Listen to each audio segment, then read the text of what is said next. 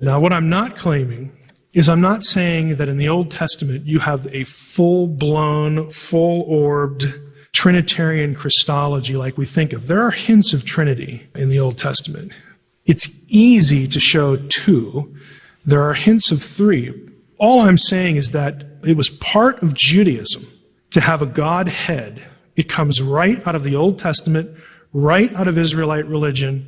And when Jesus comes along, we need to view him, and they did view him against the backdrop of the Old Testament. When Jesus starts going around saying some of the things he's saying, some of it falls on deaf ears on our end, not because we don't care, but because we just lack the connections.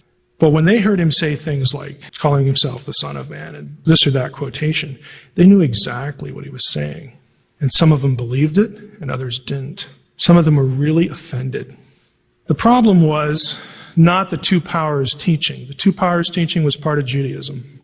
What made it indigestible is that this candidate for the second power, according to the New Testament writers, was not some dead guy from the Bible, from the Old Testament. The guy lived thousands of years ago. Well, instead, this was a guy who was alive now and who was doing things that were pretty spectacular.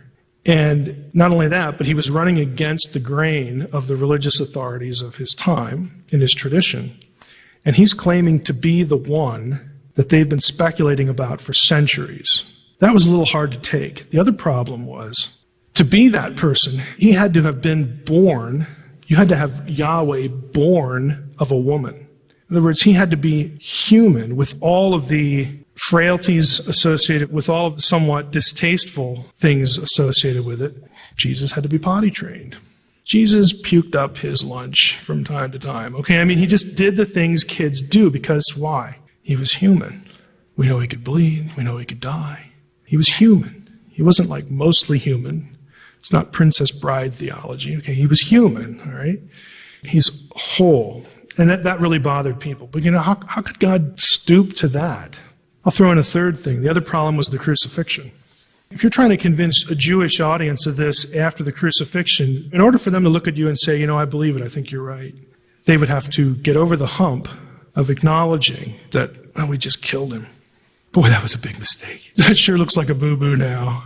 And Peter is real quick in Acts chapter 2 to confront them with just that. But he's also just as quick to say, this was part of God's plan. You didn't realize it, but you're still accountable. You did it. And you had to get over that hump. And that was a little too much for a lot of Jews to accept. But many Jews did.